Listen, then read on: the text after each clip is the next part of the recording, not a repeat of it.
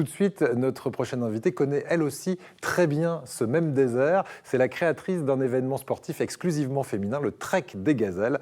Voici Mélanie Salgue.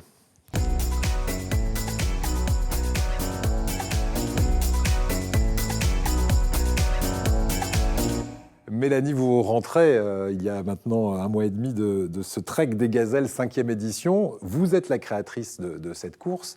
C'est quoi l'idée de départ d'abord du Trek des Gazelles et après vous allez nous raconter votre expérience de cette année? Le Trek des Gazelles, en fait, au départ, depuis longtemps, je rêvais de réunir les femmes dans un voyage authentique pour soutenir une cause. Et puis le destin a fait que mon histoire personnelle m'y a conduit. Et donc en 2014, j'ai créé en fait le premier trek 100% féminin, sans compétition, puisque nous communiquons sur le retour à l'essentiel. Exactement, c'est une course, mais il n'y a pas de compétition. C'est pas celle qui va aller le plus vite, etc. D'ailleurs, c'est un petit peu le même esprit que le 4L Trophy, on le verra. C'est quoi le but? C'est de se retrouver ensemble, de partager des moments, une vraie aventure. Parce que alors, on va dormir à la Belle Étoile, on va construire ses campements. Enfin, c'est quoi l'idée fondamentale? Vous dites c'est à la fois une course et c'est aussi beaucoup de spiritualité. Oui, finalement, ce n'est pas une course puisque les participantes ne courent pas. Ça reste un événement sportif puisque le trek, c'est du sport. Ouais, il faut quand même un sacré Il faut quand même un minimum de préparation pour parcourir 20 à 25 km par jour. Par exemple, Eliane, je ne sais pas si vous êtes sportive, est-ce qu'Eliane pourrait, même si elle n'est pas très sportive, justement, faire le trek? Justement, nous sollicitons... Elle est sportive, elle est sportive. Mais oui. Elle se défend parce qu'en plus, je la traite de non sportive. Oui, vous faites quoi comme sport? De la danse. De la danse. Et du yoga. Moi aussi.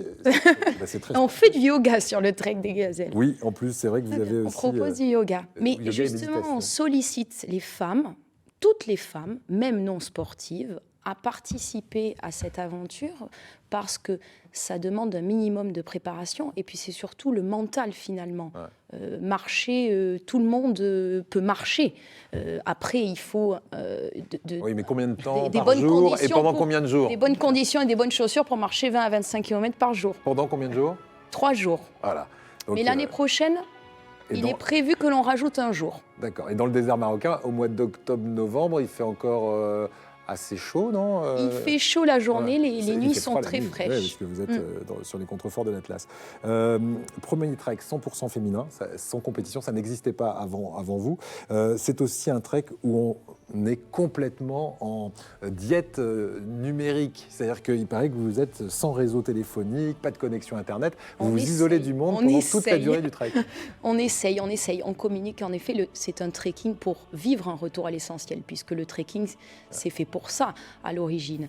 Donc il y a la majorité des endroits dans lesquels nous nous rendons, il n'y a pas de connexion ou peu de connexion et nous sollicitons les participantes à couper leur téléphone le temps de quelques jours pour se retrouver avec soi et partager plus avec les autres. Vous dites, votre plus grande fierté, c'est le bien-être que vous apportez à toutes ces filles là, qui vous suivent. Elles ont tout âge en plus. Hein. Oui, là, de 18 à plus de 70 ans. Voilà, donc vous avez vraiment toutes les générations. Et vous dites, c'est l'émotion quand elles arrivent sur la ligne de départ et puis tout ce qu'on partage pendant cette semaine. Oui, c'est une belle récompense à la fin de cette aventure que de voir que finalement ce trek a fait du bien. En tous les cas, ce sont les participantes qui nous le disent et c'est beaucoup d'émotions pour elles et pour nous aussi organisateurs. Ouais, il fait du bien aussi ce trek parce que là on voit un cœur sur les images que vous formez en plein désert.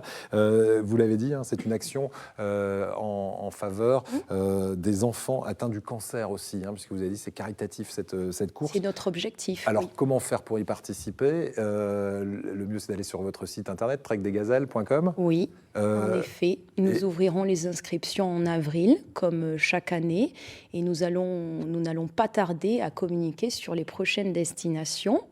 et sur les dates. D'accord. Mes surprises. Ce sera au Maroc ou ce sera ailleurs? Ce sera au Maroc. D'accord. Donc là, cette année, vous avez organisé un trek mer et un trek terre. Donc il y avait les deux courses. On vous souhaite pleine réussite.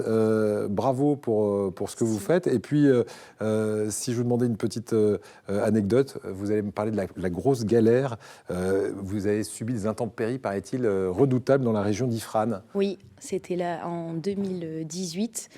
Donc nous avions organisé un trek dans le Moyen Atlas. Et bon, normalement, le mois d'octobre est un mois propice pour la randonnée, notamment dans le Moyen Atlas. Mais finalement, nous avons eu de gros orages et nous avons dû trouver des plans B et même des plans C, vous avez dit.